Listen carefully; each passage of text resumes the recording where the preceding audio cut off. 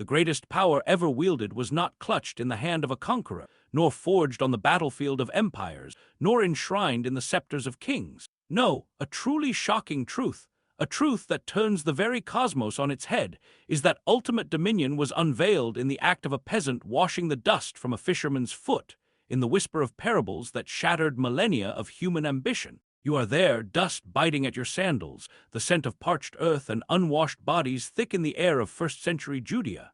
The Roman eagle, symbol of a brutal, unyielding might, casts its shadow across the cobblestone, its talons gripping a world defined by conquest, hierarchy, and the ruthless pursuit of honor. You have heard the prophecies. You have longed for a Messiah who would ride in on a white horse, scatter the oppressors, and restore the glory of David's throne. But then, a carpenter's son speaks, and with every story, every simple, unassuming tale, the very fabric of power begins to unravel, revealing an upside-down kingdom where the last are first, and the greatest is the servant of all. How could a crown of thorns redefine glory? And why did the deceptively simple parables become the crucible for this radical inversion of all authority? A secret whispered through time for millennia. So, as we prepare to uncover these timeless truths, if you find value in this journey, consider leaving a like to support the channel.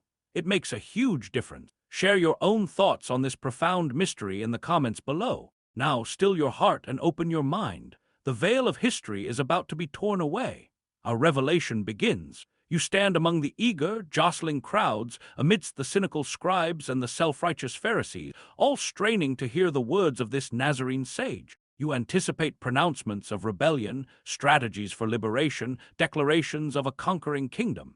Instead, you hear a story, seemingly innocuous, of a master who, upon his return, serves his faithful servants, even girding himself to wait on them. You hear the shocking command to love your enemies, to turn the other cheek, to go the extra mile. Your mind reels. This is not the Messiah of your fervent prayers, not the king foretold by prophets who would crush nations underfoot. This is a teacher who speaks of sheep and goats, of seeds scattered on various soils, of banquets where the lowest seat is the place of honor.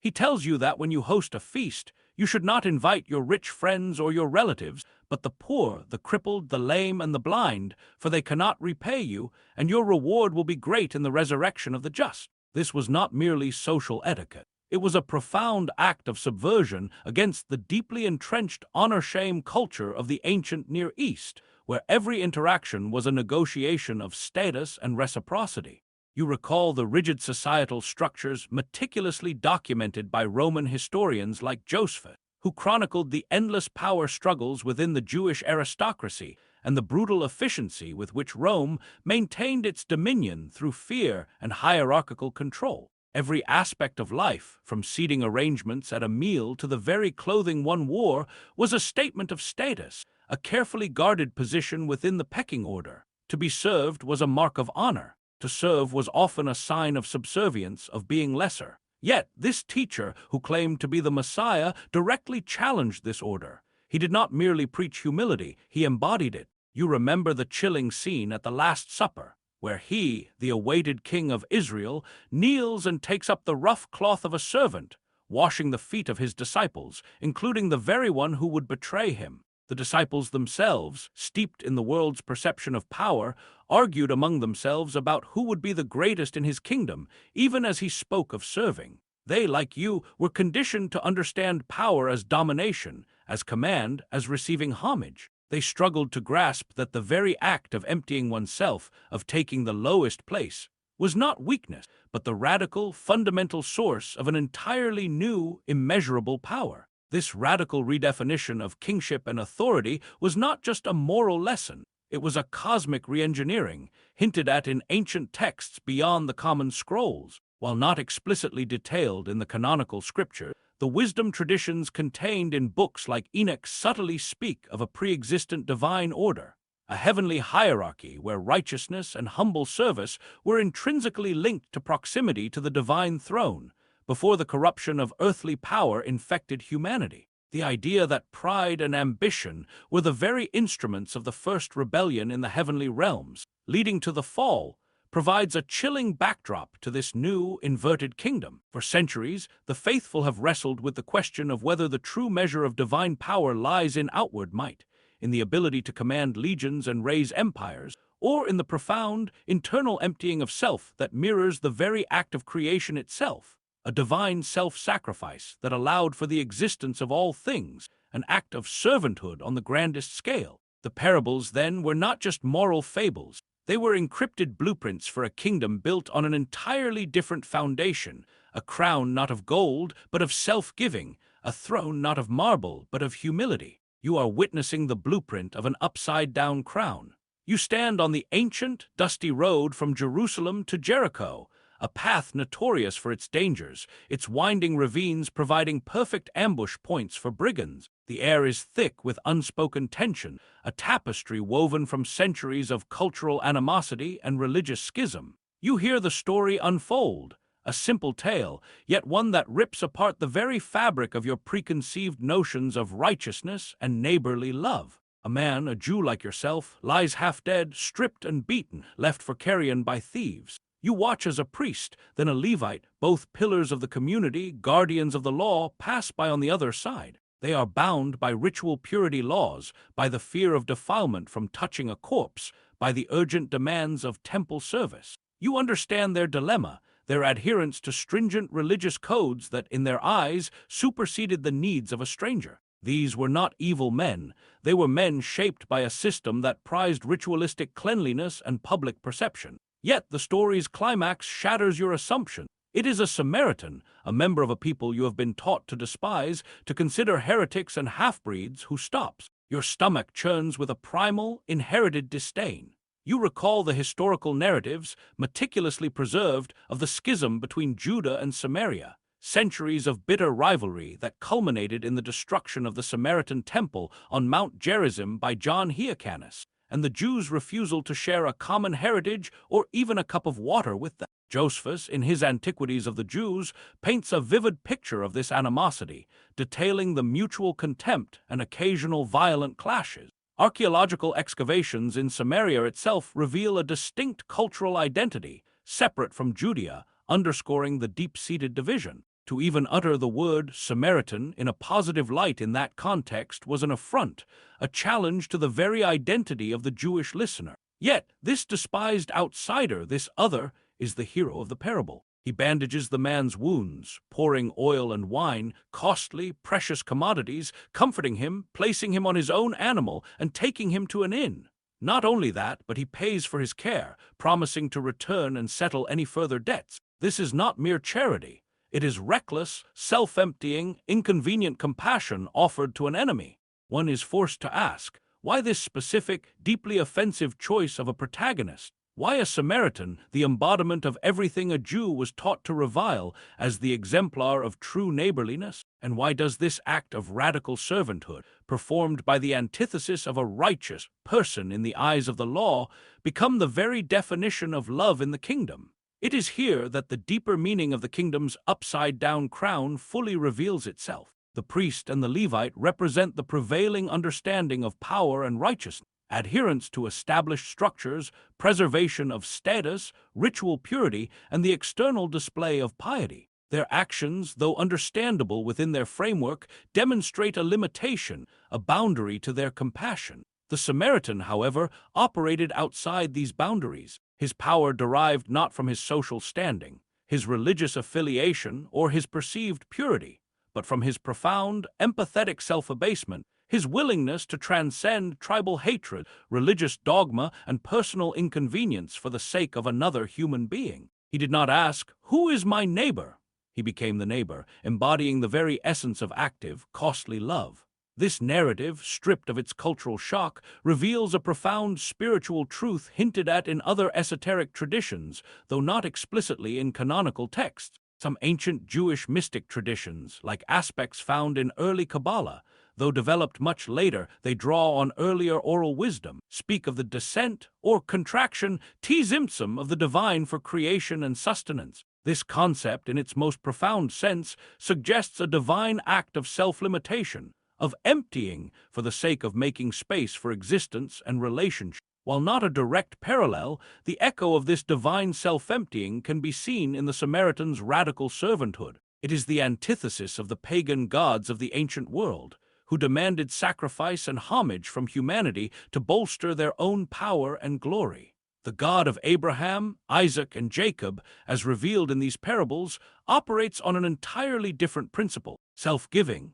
The Samaritan in his act mirrors a divine characteristic, demonstrating that true power is not found in accumulation or domination, but in dispensing, in giving away, even to the point of personal cost and societal shunning. You grasp now that the upside-down crown is not merely about humility. It is about the active dismantling of human ego, the radical reorientation of one's entire being towards the welfare of others, particularly those deemed unworthy or enemy. It is a secret scroll unrolled before your eyes, a revelation that true authority and spiritual might reside not in the ability to command respect or enforce rules, but in the profound vulnerability of self-sacrifice, in the willingness to get your hands dirty, to touch the unclean, to bear another's burden. The Good Samaritan's act was not a plea for recognition. It was a pure, unadulterated outpouring of compassion, fueled by seeing the inherent worth in a broken human being, regardless of their tribe, status, or perceived deservingness. It was a tangible demonstration that real power elevates, heals, and restores, rather than subjugating or destroying. The kingdom's crown, therefore, is not adorned with jewels of conquest, but with the dust and blood of selfless service, a shocking, transformative emblem of divine authority. You have seen the blueprint unveiled, the ancient concepts of authority shattered by the simple lessons of shared feasts and compassionate Samaritans. But the ultimate revelation of the kingdom's upside-down crown demands that you gaze upon the most shocking spectacle imaginable, the throne of sacrifice, the crucible where servanthood became the very essence of divine power. You are there, standing on Golgotha, amidst the jeering crowds, the cynical soldiers, and the grief-stricken disciples. The sky darkens, a profound preternatural gloom descends, not merely of clouds, but of cosmic grief. Before you hangs the Messiah, not on a golden throne, but nailed to a rough wooden cross,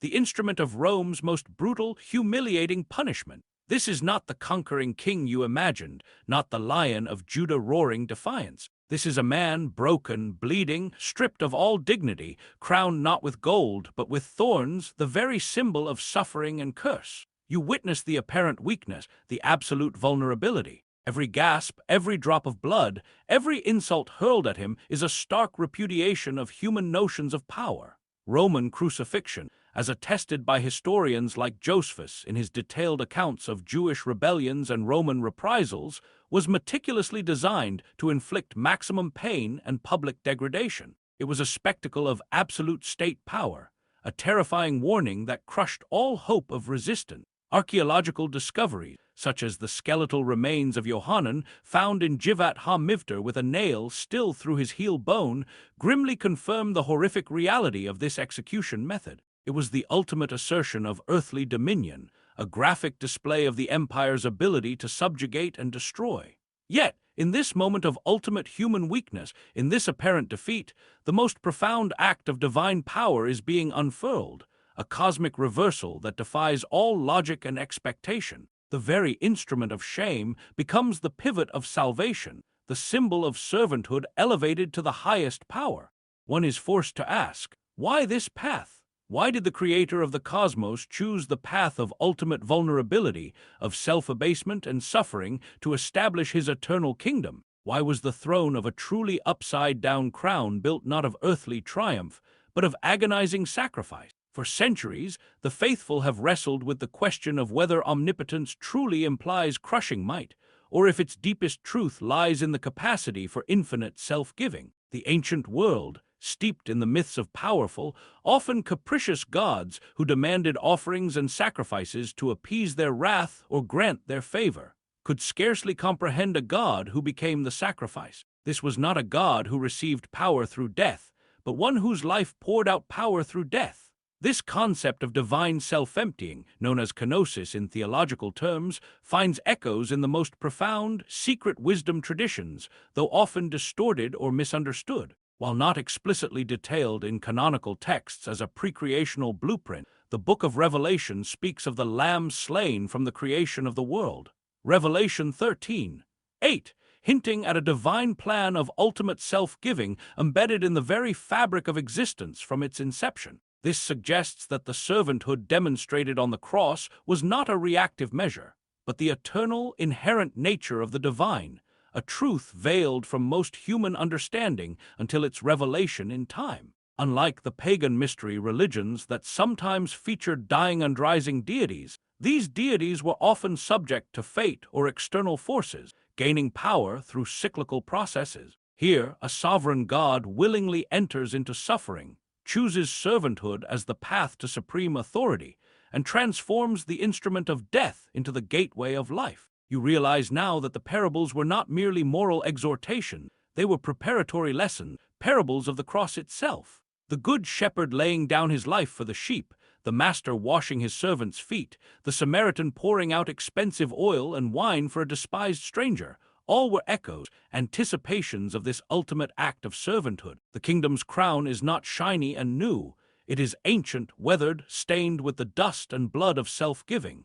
It is a crown that subverts every earthly ambition for power, every lust for domination, every craving for recognition. It teaches that true power is found in the courage to be vulnerable, the strength to forgive, the capacity to love the unlovable, and the willingness to give your very self for others. The throne of sacrifice, initially perceived as the ultimate defeat, is revealed as the eternal seat of ultimate victory, where the king reigns through wounds, and his crown is eternally intertwined with the thorns of selfless love. This cosmic reversal, initiated by the parables, culminated at Golgotha, cementing servanthood as the definitive, unshakable power of the kingdom, a truth meant to shatter your understanding of dominion forever. You have journeyed through the ancient dust, witnessed the inversion of millennia of human understanding regarding power, and stood at the foot of the ultimate throne.